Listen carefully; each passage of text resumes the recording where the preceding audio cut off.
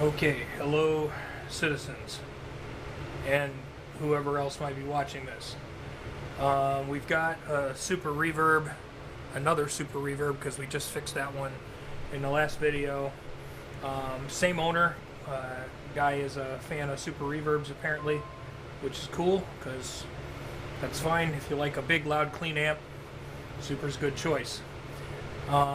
This one is in pristine condition.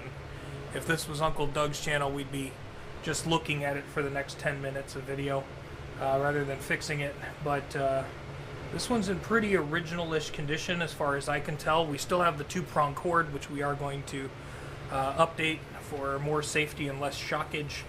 I believe this to be AB 763, so I've got my paperwork.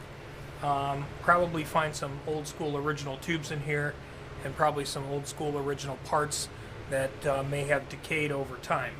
So I was thinking maybe turning this one on, but being a two-prong cord and all of that stuff, and potentially if this has some really valuable tubes in it and questionable tired capacitors, I would rather not, although I'm sure the previous owner has.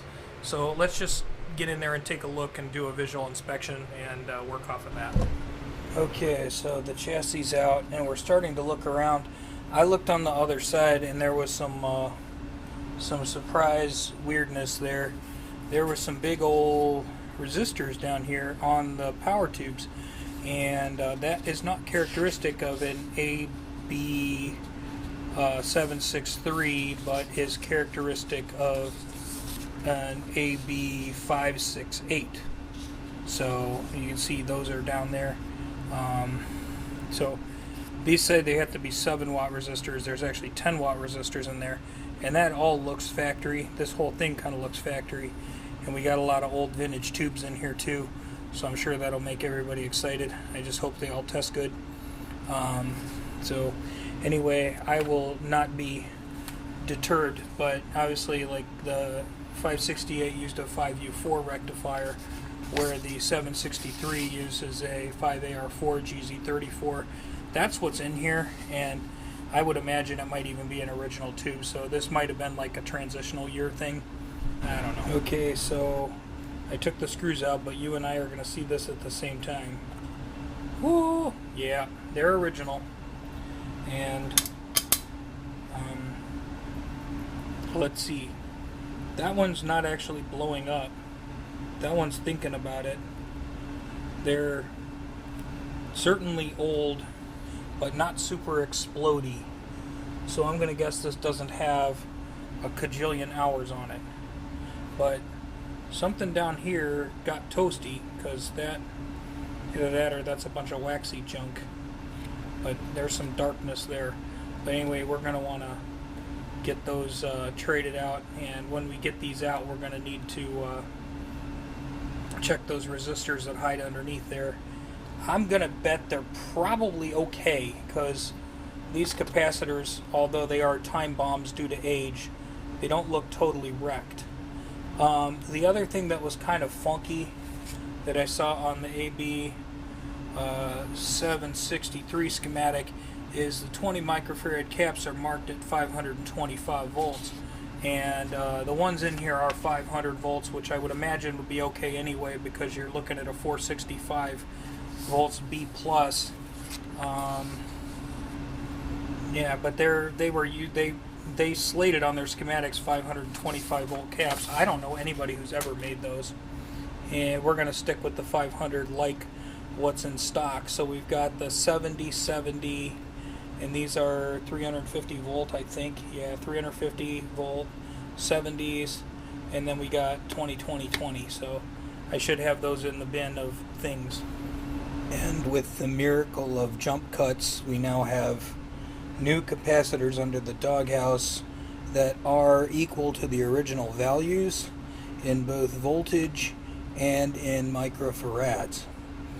Now, to my knowledge, there's only a couple places that you can get the original microfarads, like your 20s and 30s and 40s and that kind of stuff, and that's from CE Distribution's mod brand or if you wanted a spring for Sprague Adams, which cost way big dollars.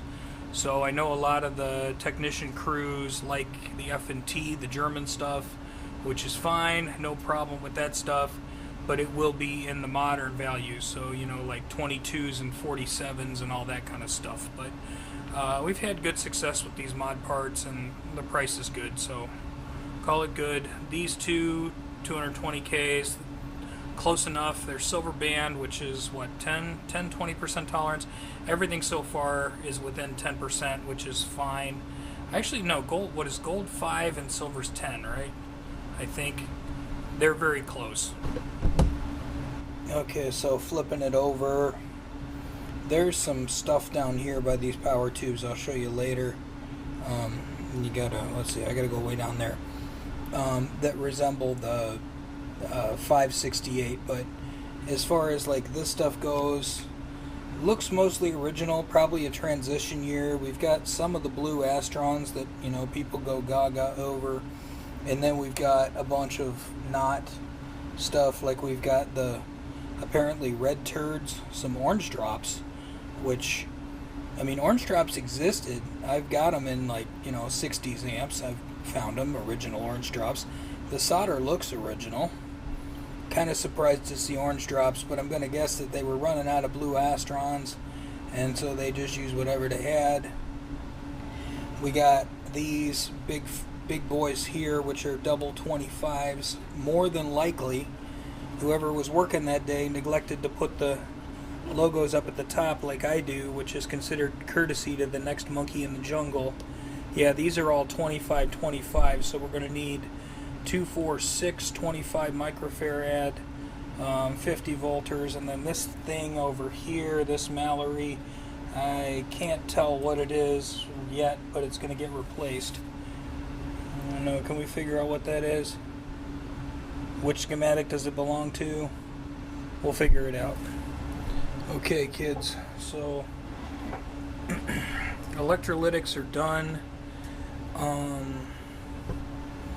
Since y'all seem to like tours of this kind of thing, I guess I'll try to take you on the tour. Electronic zoom, go! Alright, yeah, this doesn't have a lot of zoom. But originally down here we had the big chubby double Mallory 25 that's been replaced oh so artfully with the lovely twisted leads there. 2 25 microfarad 50 volts, so we bumped up the voltage but didn't change the microfarads. Same deal goes here, same deal goes here, and then the mysterious white Mallory that I didn't know what it was down here, and that was also a 25, but it was a single, so there's a 50 volter there. And then we come over to the bias capacitor, which hides back here, which is installed backwards because it's a negative voltage. The original one in that was 50 microfarad 50 volts. Now again, what's funny is on the 568 schematic it's showing 80 microfarad 70 volts, which seems more realistic because bias voltage on these puppies is usually over 50. It's usually like 55 or something. And the 763 schematic, weirdly enough, shows 2550, which is at 50 micro, which that doesn't make a hill of beans worth of sense. Yeah, I'm pretty sure that is the that is for the bias, because that initially I was thinking that's for the tremolo. This is an optic tremolo, not a bias modulating tremolo. But yeah, the original value was 50 microfarad at 50 volts, and I put in 50 microfarads at 100 volts. So nothing that we've done should really affect the sound of the amp. The reason I say this is a kind of weird critter, let's see if we can go down a little bit more, maybe zoom in a little bit. Can we zoom in a little bit more? Can we? No, we can't. But if you look down here around the power tubes, you see these big old 150 ohm resistors, 7 watts on the cathodes, and those are akin to what we see on the schematic for AB568. See, there they are. And that's actually kind of cool because it's more likely to keep your power tubes from going up in flames if there is some kind of short. You know, it potentially could save your power tubes. But we're going to check a couple more resistor values. Most of the resistors in here actually look pretty healthy. It doesn't look like it's been roasted to death. It doesn't look like it's had a whole boatload of hours on it. But yeah, 5U4 is what's called for on the 568, which is probably earlier. And then obviously GZ34, which is 5AR4, is what's currently in this one. So I would say this maybe is like a transition year from one to the other. Yay! I guess I'm going to check tubes. If there's anything interesting that happens at that point, I will tell you. Okay, actually a correction. The bypass caps for the grids of the power tubes that, you know, go beepski boopski back to keep the DC off the grids. These are 0.1 microfarad, 400 volts. These are not, you know, the blue molded ones that anybody gets excited about. These are kind of like the red turds. And again, just because we have vintage RCA tubes, I would hate to see them blow up. So we're going to put in the red drops like we did on the other Super. Okay, yeah. So this is our first preamp tube. It's one of those 7025 RCAs. And for whatever reason, some of these OG, like 60's tubes, this tube tester hates them. And it will fail them. It just does. And I have no good explanation why. So I think I'm going to have to go get the ICO for that. Now I have had cases where it fails them and I have no explanation why, because they pass the ICO and then they turn out to be weird and crackly and noisy. Does this do other tests that we don't know about? I don't know. But let's try another 12AX7 here. Let's make sure I pick the right thing. See, there's 12AX7. Let's say go. Let's see what it does. Now, yesterday, on the other Super, I did all the groovy tubes, and all of those passed no problem. Some of them were weaker than others, and some of them had balanced triodes, and some of them didn't. But, yeah. Because this one's valve 1. This is kind of like the most important one for the way it sounds. Okay, so far, yeah, this is one of them that is marked 7025. Sometimes it doesn't like them. I don't know. It's liking this one so far.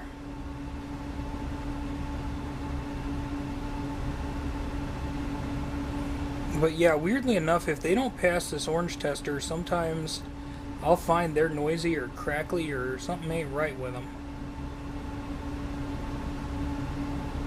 Alright, so yeah, that one passed with a 7.8.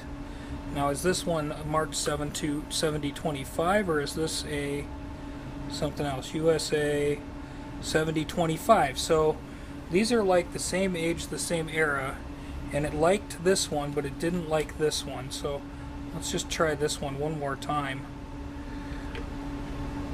Because if it doesn't like this tube, odds are it must be microphonic or noisy or something's funky with it. I hate to reject these old school tubes, you know, but sometimes, you know, you can get King's Ransom on eBay and they'll pass the tester, but then they don't end up sounding right, or the tube tester hates them for one reason or another. Can I actually get the pins lined up upside down? Can I feel what I'm doing to try to put this other one in? Okay, well, now it's good, and this is a balanced 8, so apparently there must have been some crud on the pins, and I just had to plug it in twice. Sorry to interrupt. Okay, so testing through, I did have a couple more tubes that were, like, fine. I just had to clean the pins off. This is a 12AT7. This is a phase inverter. This is the last one down here in a row. Now, the 12AT7 that was in the Reverb, that one was unbalanced too. It was a 7 and a 10, but it's in the Reverb. This is a 7 and an 11. This is like really, really unbalanced. Like one half of this tube is way stronger than the other half. And that's going to lead to some asymmetrical audio going to the power tubes. So although this tube isn't blowed up, I would think we would want a more balanced tube for the phase inverter. Yeah, like this JJ I just pulled out of the box for this is like a 910. Now, it would be ideal if they were identical, but only about 1 out of every 9 tubes is identical, but they're not like way off. So this would probably make a perfectly fine phase inverter, and it doesn't have like one weak side. It's got 2 strong sides. So I think we'll use this tube as the phase inverter, and then we'll put this one in a bin and save that for maybe when the reverb tube goes bye-bye later. Okay, so here's some other positive news. The power tubes both passed. The other one got a 9, this one got an 8. So they're not a perfectly balanced set, but they're close, and they should work together. And these are RCAs, and they got the side getter, and I think those are black plates. So I guess if Buddy wanted to negate the cost of repairing these amplifiers, he could probably take these tubes, you know, drop 50 bucks or what, 50, 60 bucks on a pair of JJs and buy us those in, and then you could take these and sell them on eBay for, I don't know, 300, 400, 500 bucks. Who knows what these people are paying for these things now.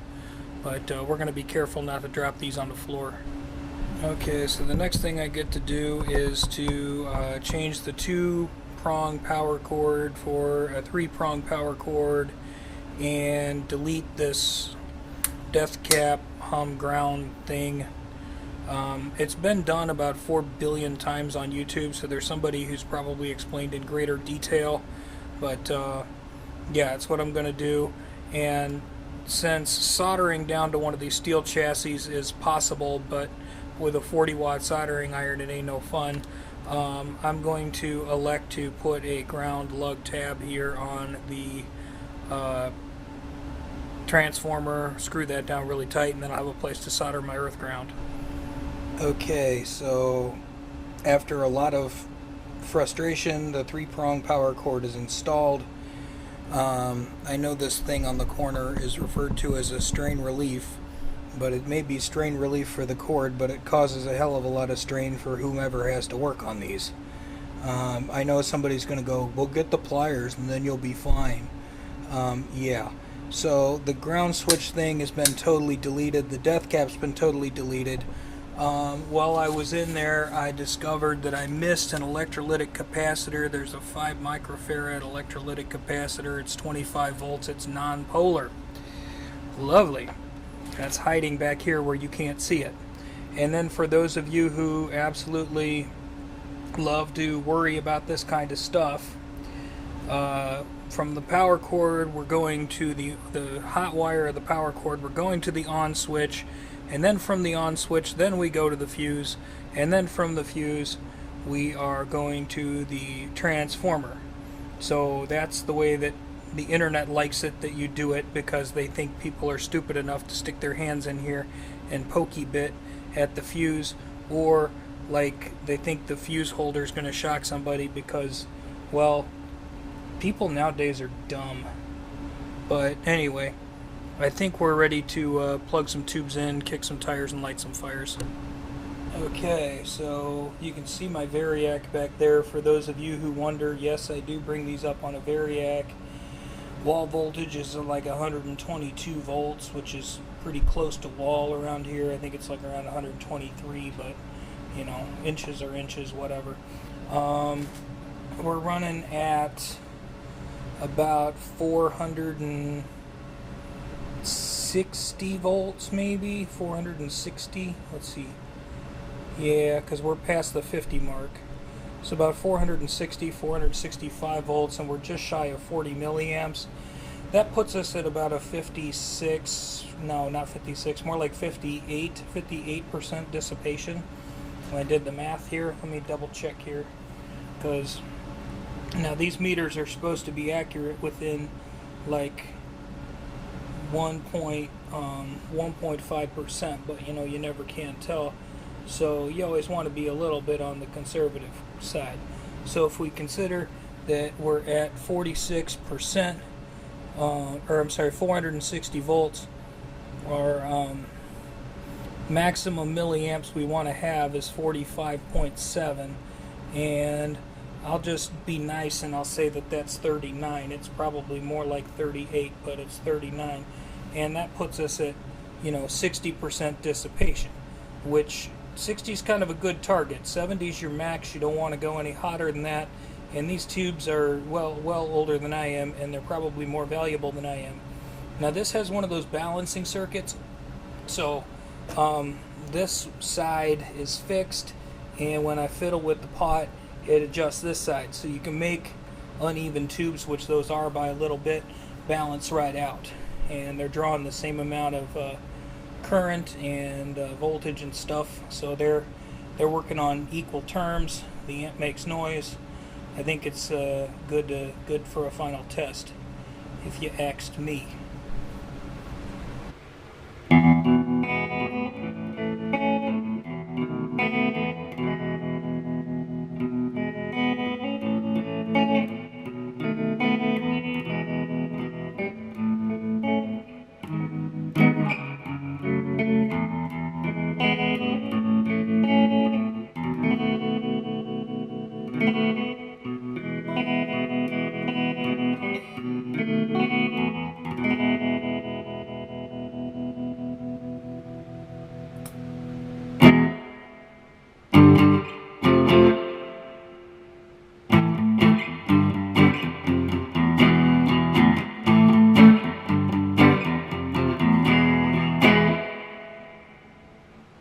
Okay. Yep. It's loud. It's working. It's not noisy. I'm happy. Hopefully dude's happy. Yeah, it's cool.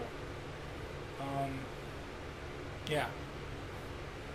So, thanks for watching. Have a great day.